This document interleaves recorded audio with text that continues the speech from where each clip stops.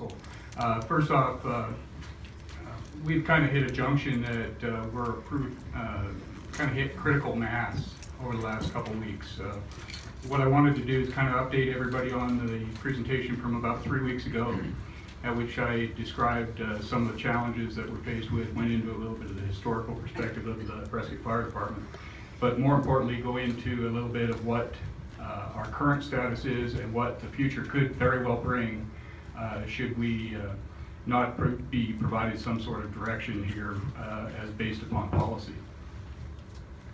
A little bit about the responses. I think you got a more comprehensive reply in this week's council memo update from the city manager's office, but department staffing and operational impact since '91. The last station was in fact fire station number 75, which was built in 1993. The detailed listing of breakdown of fire department calls for fiscal year 2015 was provided. 7,811 total calls. Of those, 6,158 calls for emergency medical services. The population change, basically it's about a 64% increase, we believe, from the 26,592 in 1991 as reported by the Planning and Zoning to the 40,000, almost 41,000 in the summer of 14 census. The ability to bill for medical. I also provided a copy of the certificate of necessity. We met earlier this week with Lifeline Ambulance, which affirmed much of those contractual obligations that they have with the state. A little bit on the details there, and I won't read these verbatim. I think most of the folks in the audience and yourselves can do that at their own time. But there is an abundance of EMS calls, but that is not the only service calls that we run. There is some potential for billing for non-medical, and I'll get to that here in just a few minutes. It's perhaps some of the suggestions as we move forward. We did, based upon the direction of the Mayor and Council at the March 15th meeting, we did pursue the SAFER grant and have applied for 9 firefighters in that grant opportunity. Presents a opportunity for 2 years, and hopefully at some point we'll be able to craft a letter to perhaps encourage Representative Gosar's favorable look upon our application. To add to that, I've also been invited back to take part in the grant application review, which in and by itself, I can't review the Arizona grants, but it does allow a networking opportunity to speak with some of those folks that may very well have our grant pass under their eyes. And then looking at some volunteer efforts, we'll get into those a little bit more. Some of the factors describing today's discussion. Back in January 1st, our positions were frozen as a result of action back in November. We froze 3 positions, so since that time frame, we've been running with a minimum crew staffing of 18 per crew. And when I say crew, that's either an A, a B, or a C platoon, or a shift. They're kind of used interactions. Those positions were frozen January 1st. Since that time, we've experienced 3 resignations, creating vacancies, 1 of a battalion chief, 2 of fire engineers that have all left the department as of the end of this week. They'll all be gone. We also have some extended industrial injuries and medical injuries that happen not necessarily industrial. Both involve knees, both are a 60 to 90 to 120 day recovery time. So those are creating problems, and if you remember back, I believe it was 2 weekends ago, we were forced to close a fire station. That forced closure was a result of our inability to call back volunteers to be paid to work a respective shift on a fire engine. So we were really forced, and that opportunity, may or may not come more frequently if we don't ease some of the hiring challenges that we're currently faced with. The uncertainty. That always plays into this. Anytime you talk budgetary concerns, there is a sense of uncertainty. With that drives interest in folks to look beyond the Prescott Fire Department. Of note is the most recent resignations, aside from the battalion chief, are 2 mid-level folks that have left that have actually gone through a promotional sequence to promote from firefighter to fire engineer. So it's not like we're losing the 1 to 3 year experience, we're losing the 9 and 10 year experience. And regretfully, both of these particular individuals are Prescott natives that have taken opportunities elsewhere. The timing relative to the process, I think everybody knows we still have a lot of budgetary discussions to come forth. There will be deliberation, there will be probably further presentations, but there are some extreme challenges that we recognize in the fire service, and I think we will continue to work to try to do that, but we are at critical mass. My phone literally exploded last Thursday. When this became an agenda item, there was a lot of anxiousness.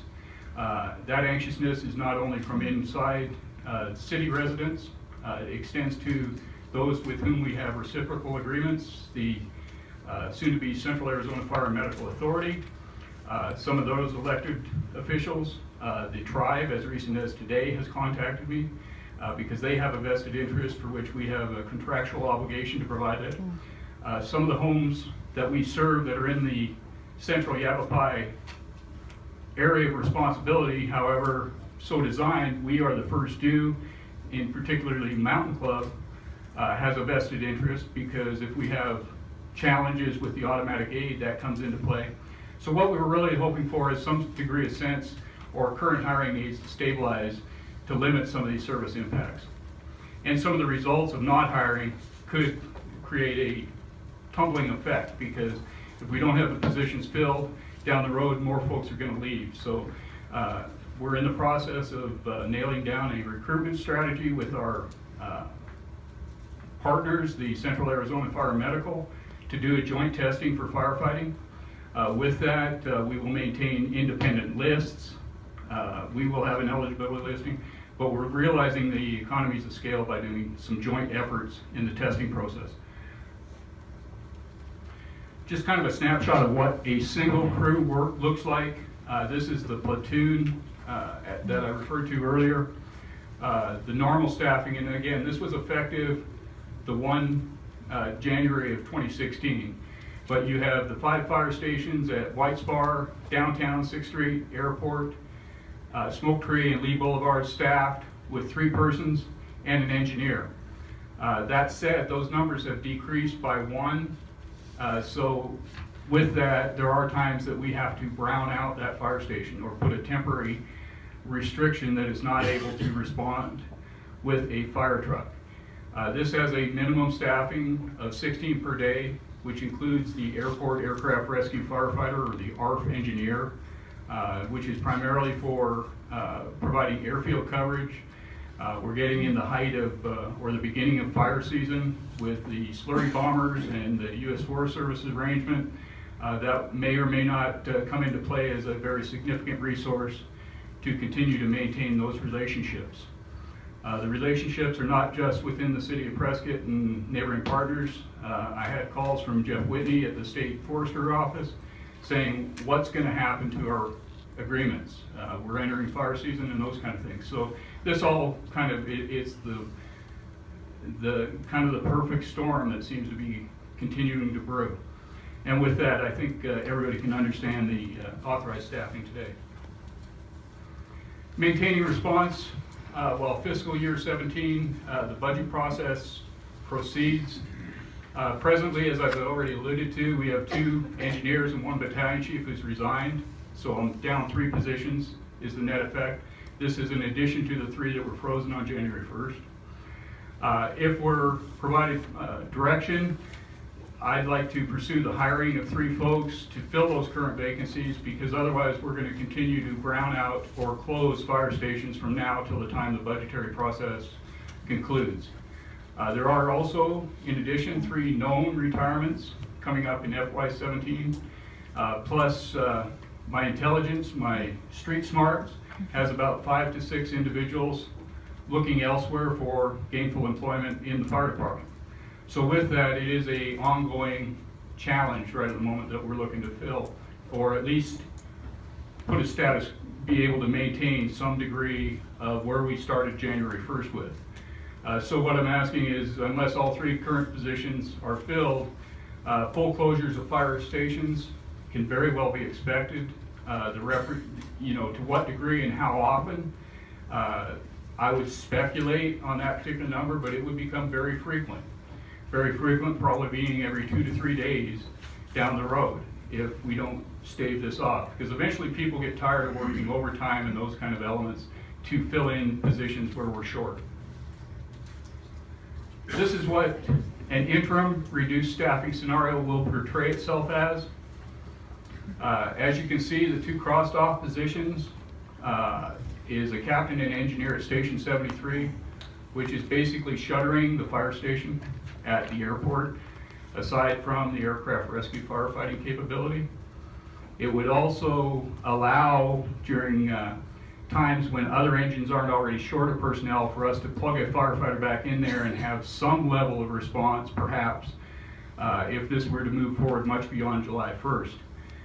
Very dangerous situation, and I think it puts at risk not only the community, but very much our agreements with many of our partners. Mayor, can we ask questions while we're doing this? Are you going to take questions? Most certainly.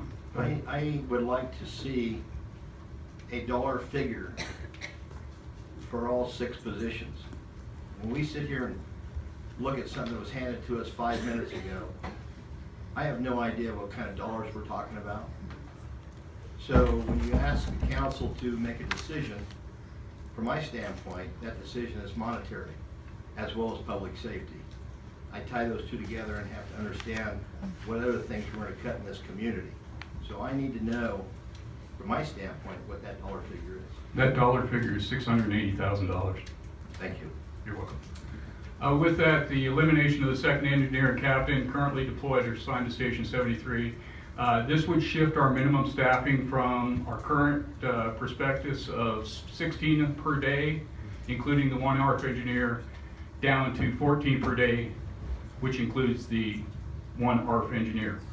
Stations 71, 72, 74, and 75 would retain the 3 shifts of 1 captain, 1 engineer, and firefighter per shift in order to staff that fire engine.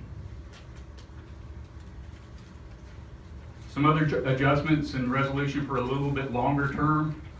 As the mayor alluded to at the conclusion of my March 15th briefing, we will continue to review what would be required to develop and supplement through the use of a reserve or volunteer program. Just some snapshot figures of hard costs. You're looking at about $130,000 to equip 22 personnel in a reserve type program. Those would be hard costs for personal protective equipment, self-contained breathing apparatus, masks, pre-employment or pre-deployment physicals, and the like. I do also believe that we can continue to review the ARF coverage at the airport to determine if there's required coverage times and the staffing impact of change, and possibly explore options to outsource the ARF services. 6 to 12 months down the line, I think it's very critical that we have some movement on the CAD system replacement. It's a driven system, it is an antiquated system, and according to our information technology director, is one on the bridge of perhaps a catastrophic failure. That, as was alluded to by myself March 15th and the police chief this afternoon, that is kind of the nuts and bolts of our deployment. We can look at modifying some of the PRCC protocols that would involve stakeholder input to not only ourselves but our regional partners, Yuma Regional Yapa Regional Medical Center, along with Lifeline Ambulance, and then 6 to 18 months, some sort of maybe an ad hoc committee to kind of look at it to determine what, if any, prolific changes can be made to automatic aid. I will stand before you today and say it's probably one of the better systems in this state, where automatic resources are deployed by a central location, deploying or dispatching for all the entities. It's fully interoperable. That if we were to get away from that, I think the entire region, and when I talk region in this case, the Quad Cities and beyond, would suffer. With that, Chief Essex has a couple of critical points. You know, I've presented like 40 slides last go around, probably another 5 or 6 this go around, but I think it was critical to kind of put it in a one-pager for you to consider at some point. I'm not looking for any sort of reaction or action today. However, I do think it's critical that we kind of review some of the critical points from both presentations. Before the freeze, 64% of increase in population within the Prescott city limits was noted, along alone, while fire personnel didn't increase. Means our population went up 64%, but our staffing levels didn't. 186% increase in calls with no increase in personnel. Policy direction is critical. Personnel, we can't not hire folks. We currently don't have an eligibility listing. We're ready to move forward with an eligibility process. It takes roughly about 6 to 8 weeks to complete, at which time we have about 30 days of orientation for those folks that we hire. There is a floodgate of turnover. As I alluded to, I wasn't overly concerned when it's the lower tier, the 1 and 2 years folks that are job shopping. I do become very alarmed as the fire chief when that starts to take away the corporate knowledge at the 8 to 10 year veteran range. That becomes very concerning from a training perspective and the ability to provide some sense of succession planning for an organization moving into the decades ahead. Further reduction of current service, no doubt in my mind, will place the automatic aid agreements and the reciprocity of the same in jeopardy. It'll lead to even higher costs. If the burden today, and that cost would be not only to the city of Prescott, it could very well extend to the districts as well. Hypothetically, the Mountain Club, we provide first response service to, whereas those up on Sierra, up above Station 51 on Iron Springs are receiving service, even though they're city of Prescott residents, from Central Yavapai. It's not viable to curtail hiring until pension reform is fully executed. That's a really tough thing to say that we can keep an agency or a boat afloat for 15, 16 months until further pension reforms take effect. We have a community and personnel safety issue.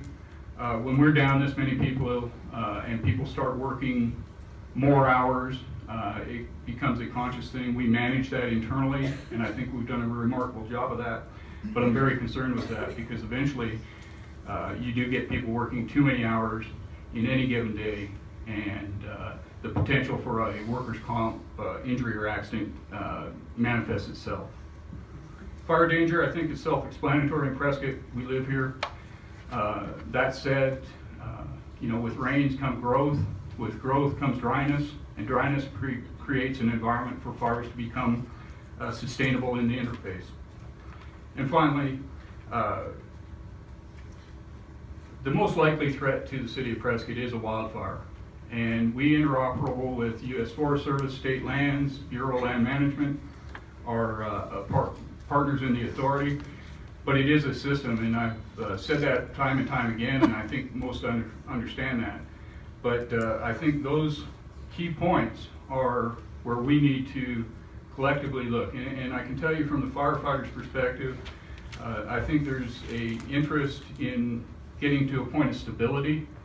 I talk to folks pretty much on a regular basis. There's folks on the job here 7, 8, 9 years, and they've really never experienced stability. So whatever stability is, I think we need to continue to move towards that. So with that, that concludes my questions and presentation, and I'll entertain any questions that you might have. Any questions, comments from the council? Steve, you want to go first? Well, yeah, I don't know where I want to start, but I find it rather drastic that we've gotten to this position, but I think the folks in the audience need to understand that this council didn't get us in this position, although it lays solely on our lap to figure out a way to correct this thing.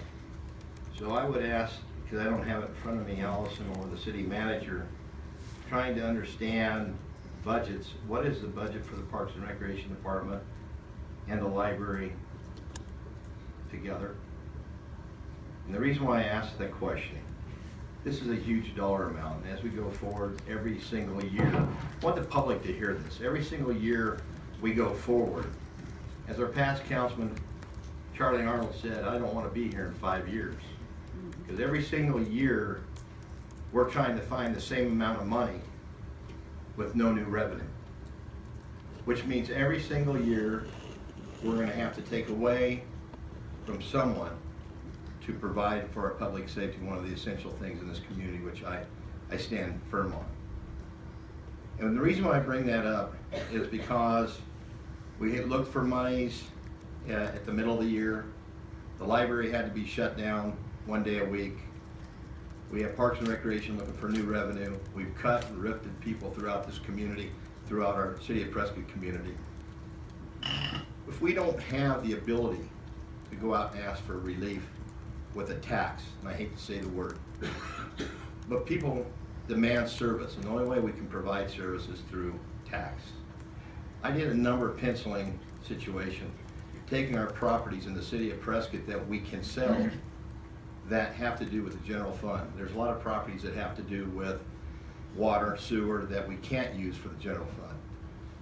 But all of a sudden, if you took away the Parks and Recreation Department, and you took away the library, and you sold every single piece of property that's in the general fund, and we reduced our staff by 20% in the City of Prescott, we still can't pay our debt to PSPRS.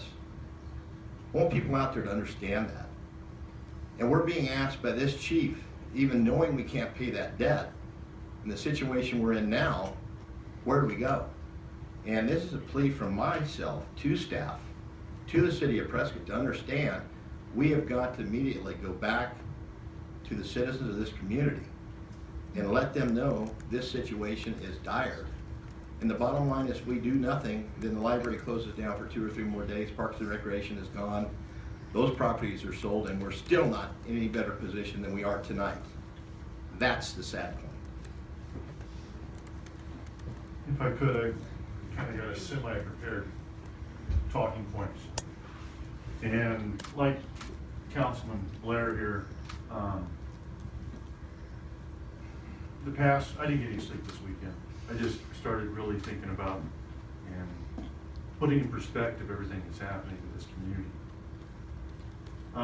As an elected official and as government, we have 5 primary duties. One is clean water, make sure everything goes downhill to the treatment plant, pick up the trash, and protect our citizens through fire and police. Those first 3 are already funded. We don't have to go there. But here we are trying to figure out how to protect our citizens, and we just keep cutting and cutting and cutting. And then everybody raise all God knows what when we close the library for a day. Well, right now I'm prepared, myself only, I can't speak for any other council member, I will not approve any other general funding coming out of the general fund unless it is for public safety. If we've got to close, why don't we talk about closing the building department for 2 days? Or City Hall for 3 days. I mean, God, we all could benefit from that. I mean, we never talk about volunteer attorneys or volunteer inspectors or volunteer this. We're willing to take volunteers on the highest liability position that exposes the city to lawsuits and the safety of our citizens. We're ready to just give all, not that they're not qualified, but we won't do it for other positions. And I can't do it anymore. So don't expect a vote if it says general fund and it's not public safety until we figure something out.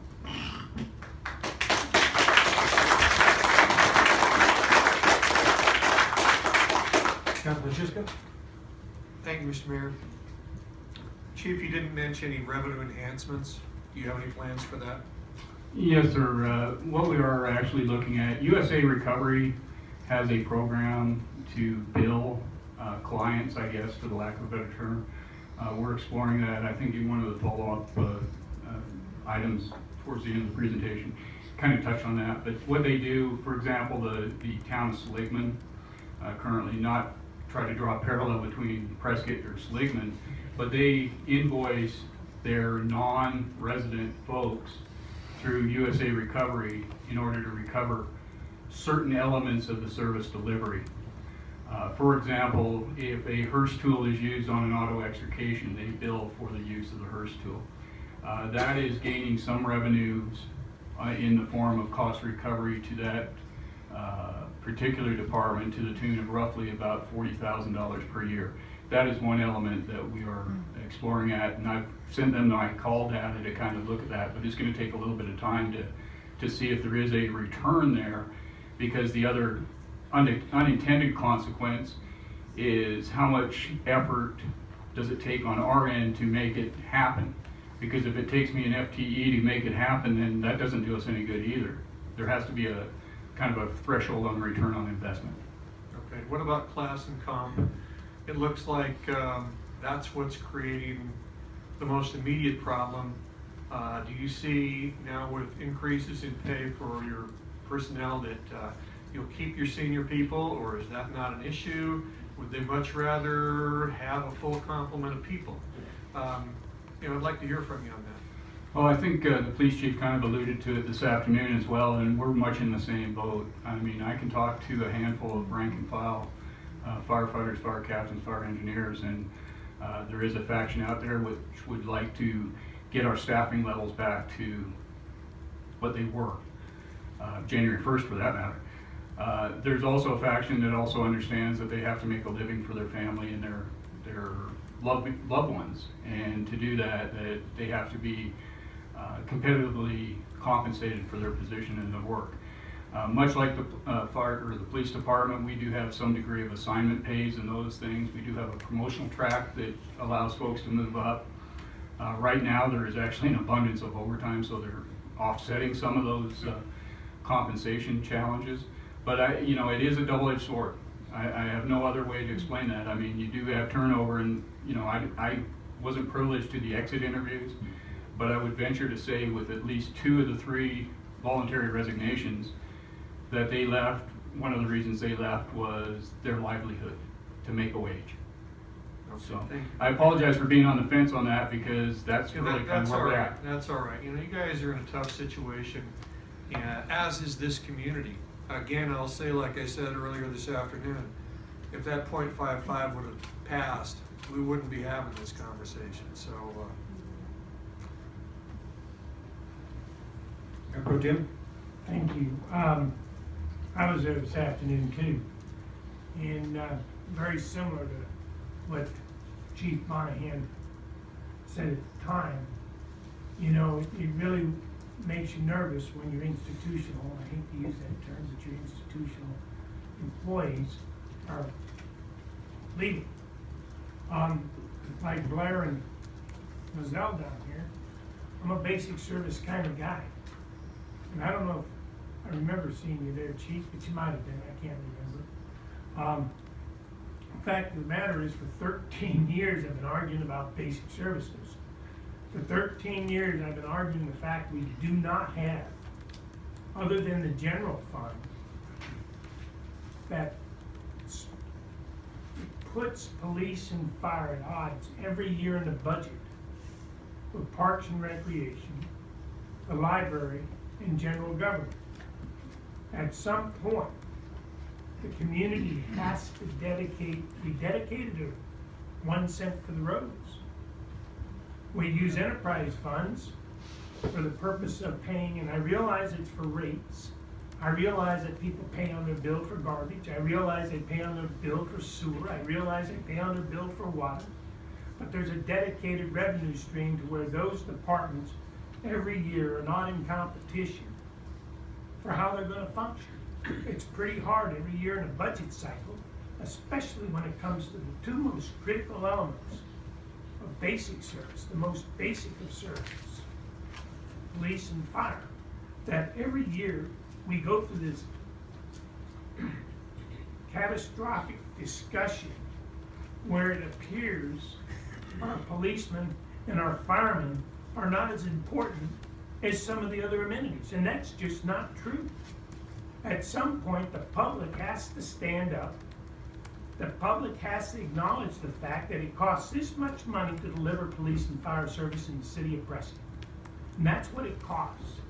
Now, I'm not prepared to sit here and tell people I'm willing to brown out a fire station at the airport. Now, we got, what do we call it, aviation fuel out there. You got passenger lines coming in with people on it. You got all kinds of, we've got agreements with the Forest Service. This is a crop. And the sooner we go back to the voter and present to them something different than what was presented last time, a dedicated revenue source to sustain our police and our fire delivery capability in this community, the better off this community is gonna be. I do agree with Blair on that. We need to do it, and we need to do it soon.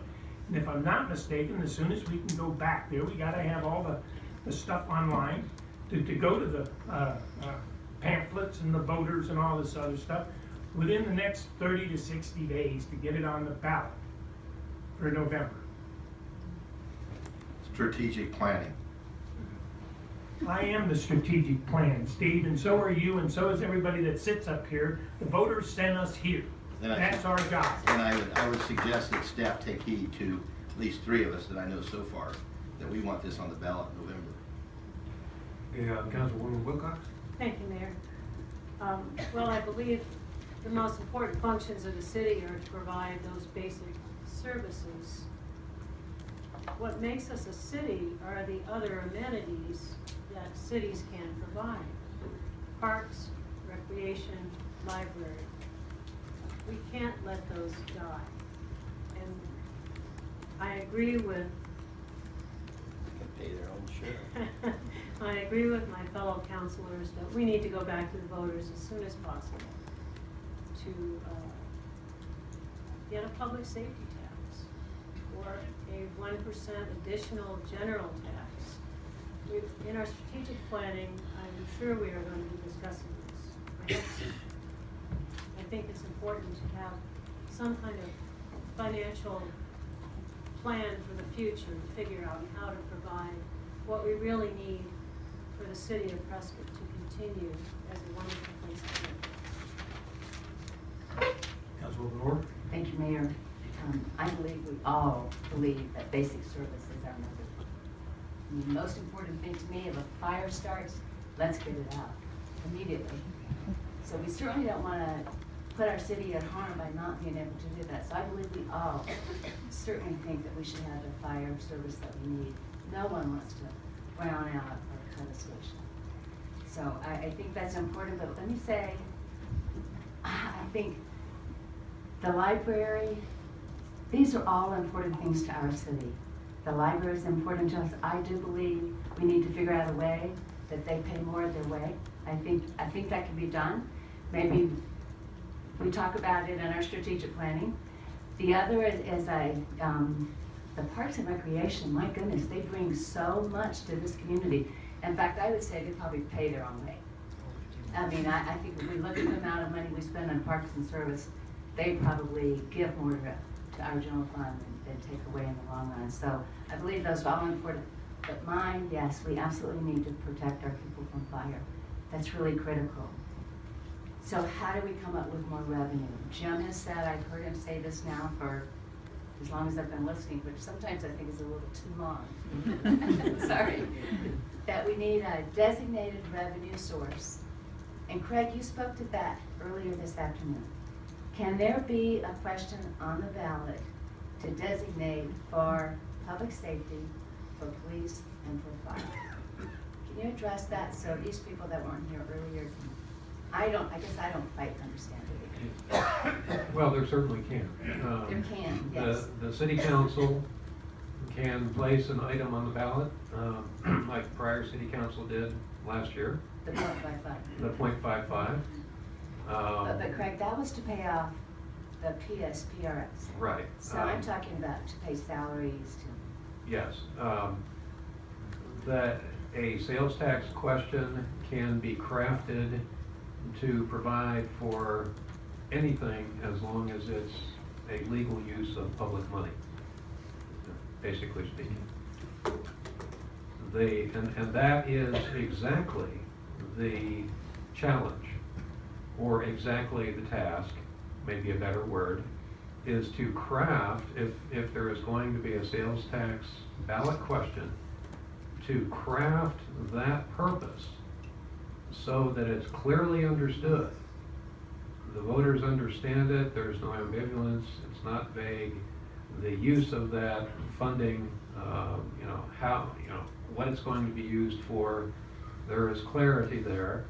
And 1 cent of sales tax, not that it has to be 1 cent, but 1 cent of sales tax is almost $14 million now. And so in the general fund, which is, the expenditures in the general fund we're looking at today, not the general fund budget, but the expenditures in the general fund, net of cost recovery is $31.5 million. So if you add $13 million, if it was 1 cent to that, it's a substantial increase, which relieves a lot of pressure. Secondly, the public can petition basically that a referendum be put on, by referendum, that a question be put on the ballot as well. So there's really 2 ways to do it. Mr. Palladini, do you know the timeline that has to be completed and submitted? Councilwoman Orr, I do. We have to let the county know 4 months prior to the election, so I believe it's around July 2nd, something like that. And then the pamphlet would be due 90 days before the election, so around the 1st of August. So we have to have something adopted before that July 2nd date. Okay. Can I go back to the campaign? I keep hearing that figure during the past campaign that if you had a house in Yavapai County to get the fire protection for a $200,000 house, cost you $500. That same house, valued at $200,000, cost you $60 here in Prescott. So just do the math. And we're better to keep our fire department, we're better to charge and have the designated revenue that Jim was talking about, rather than put this, in my opinion, on our property tax. And because I can tell you, I'd be paying about 5 times as much as that. So I just wanted to make my view on that. So I say, let's get busy. Councilman Blair? Yeah, I don't want to beat a dead horse on this thing, but, and thank you, Billy, and from my standpoint, I agree with that. When you start talking about 1% sales tax, 30 to 40% of the people that visit our community that buy things are paying part of the load of what we're looking for somebody to pay. Okay, that's just the way it is when it comes to sales tax. I speak of special interest all the time, and I speak of people paying their way. That does not mean I don't like the library. It doesn't mean I don't like Parks and Recreation. Ted Wickstrom just did a wonderful job of the airport users. All those are special interests. The fire department and the police department is not a special interest. It's a necessity. We need to separate our 2 mind thoughts in that way. I'm along with Gene. I don't want to see those quality of life issues go away either. But we need to get off the stick as a council. Get a valuable way to go back to the voters. Whether it's 50% to go to operations, 50% to go to pay out PSPRS, whatever it is, we need to stand lockstep as a council, get this done, keep our quality of life, and make sure our fire department and police department are healthy. That's the bottom line. Councilman Lozelle? Thank you, Mayor. Some of the things I forgot to mention, and these are all great ideas, but we're right back in the same position that we were last year. What if and when? August, last year was August, now it's November. In the meantime, we're down officers, we're down firefighters. We're at a critical mass right now with our partners at the Yavapai Fire District. I don't know this for a fact, but if I was them, I would say enough is enough. Let's ditch these guys. They are taking more than we're giving. Okay, it's gonna happen. My gut says it's gonna happen, and it's gonna happen before November. So coming up in the budget, and I don't care what the strategic plan says, because like Jim says, that's what our job is. Before then, we got a budget coming up right around the corner. Our department heads are working on it. We've got to get officers, and the freeze has got, in my opinion, it's got to go. We have to hire some firemen and some policemen, whether it's 3, 2, whatever. Even if in 2 years that we're looking to give it to the sheriff's department or the CFD, everybody joins and takes it away from us. In those 2 to 3, 4 years, whatever it is, we still have an obligation to protect our citizens of Prescott. Chief, if we get the SAFER grant, they'll give you the required funding, be at full staffing, right? That would bring us back up to the point where we'd be able to absorb the 3 planned retirements, unfreeze the 3 frozen positions, and fill our current 3 vacancies. If we have more people leave between now and then, then those numbers would not fulfill that obligation. Okay. And when do you think we'd have any kind of information on whether or not we got approved for the grant? The grant review is the first week of, the May 15th week of that, at which time all the applications are reviewed. It's a peer-based system where fire professionals from across the country assemble to do the peer review.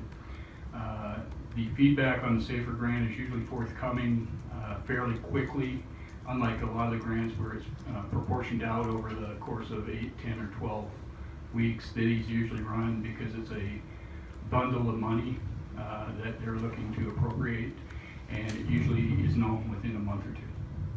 So the people that you would hire, they would be Tier 2B? That is correct. From what I understand, there, unless for unforeseen reasons, it'd be really tough to bring a 2A on. So yeah, they would fall into 2B, the Tier 2B pension retirement system, which is a 25-year system as compared to a 20-year system. Right. Also, I think, there's been misinformation put out there. I've seen it on blogs, I've seen it out in newsprint, that Prescott did not pay its PSPRS payment, that we were paying a minimum amount. Kind of like sometimes, you get your insurance and you can pay the full amount you're supposed to pay for the month, or you pay an extended plan, you pay a lower amount. Well, that's not the case with PSPRS. We paid exactly what we were told. So anybody that's providing that misinformation out there is clearly incorrect. I'm going to tell you that right now. That needs to be understood. As far as brownouts.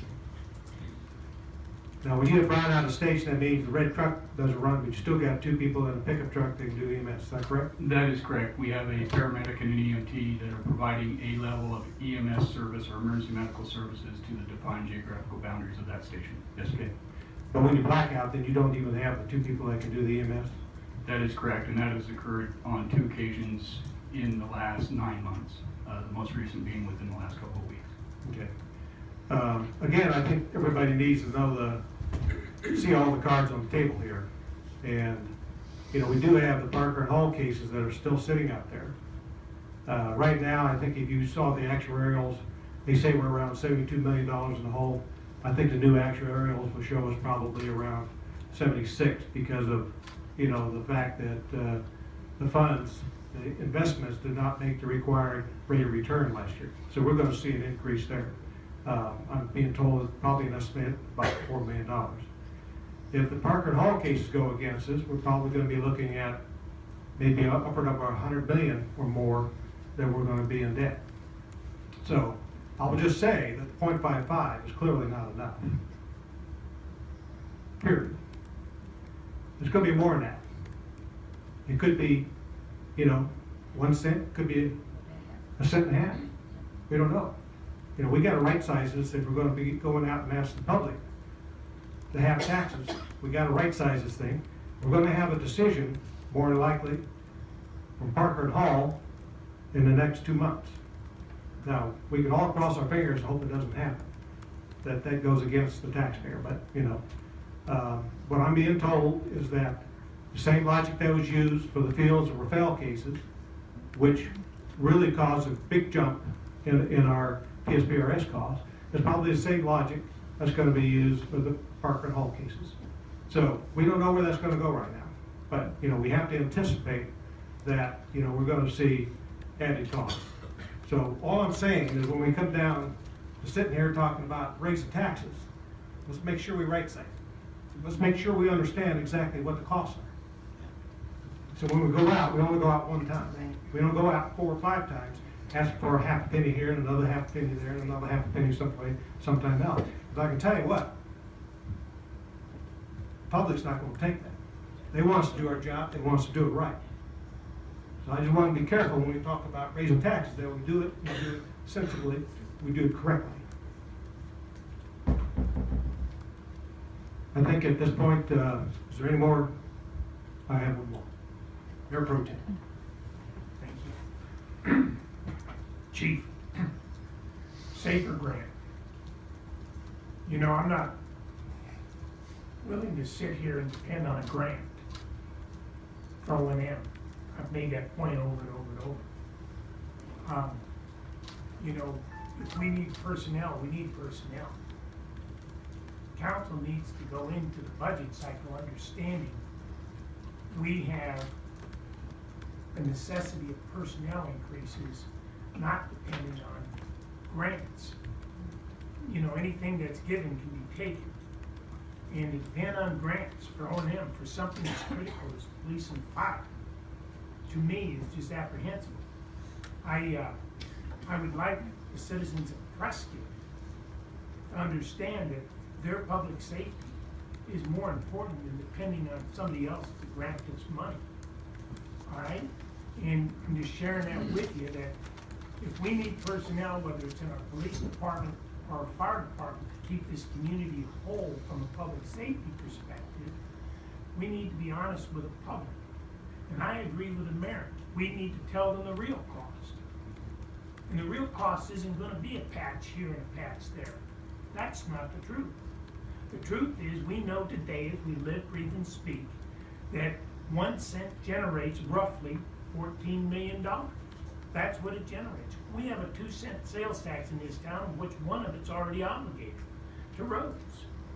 So what does that leave you for right now, as we live, breathe, and speak at around the quality level of service that we get both in police and fire, O&M only, is in the vicinity of $21 million. 1 cent is not the truth. It is not. If indeed we truly mean or say that we want to have a dedicated fund, a dedicated resource for dollars to pay the O&M of police and fire. That's not quite the same thing as, and I don't want to say the library is non-essential. I don't want to say Parks and Rec is non-essential. I don't want to say general government's non-essential, but they are.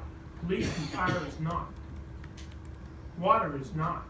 Sewer is not. Roads is not. And we thought enough of roads of dedicating 1 whole cent to ensure that the public in this community had safe roads to drive on. And every year for the last 13 years, actually 12, because I'm in my 13th, we've argued this point over and over and over ad nauseum. I think I said it good today earlier when it sounds like a broken record. I think that's what Billy was alluding to. Over and over and over. You can't continue to beat up our policemen and our firemen and put them in competition, making them feel guilty or putting them in some realm of being the despots of the whole thing. And not one of these guys, not you, and not the city manager for sure. They didn't create the PSPRSP debacle. That didn't happen. But they're the ones that have taken the rap. We're the ones that have taken the rap. All right, well, it's time that the public understand if we're gonna deliver the 2 basic services of police and fire in the community with the models we're being presented, here's what it is today. And what we tried to do is come up with some reasonable proposals to move forward, understanding that we got shot down in the deal, but that doesn't mean we have to stay shot down. So I'm just sharing it with you. I don't think we can move forward with the idea of relying on grants for police and fire's sole source of revenue for O&M. And while I realize it's not the sole source, nor is the 13 or 14 million of a 1 cent deal is. I'd echo your sentiment. Any other comments from the council? Questions? Okay. Normally at this time we allow public comment. However, this particular issue right now is going to be brought up several more times in the near future. And I think in the interest of time tonight, because it's already approaching 7 o'clock and we still got the consent agenda and we have a number of regular agenda items, I'm not going to take any public comment tonight on the presentation we just received. However, we will take it again in the future. So at this point, we're going to move on to the consent agenda. Please read that. Consent agenda, item A, approval of minutes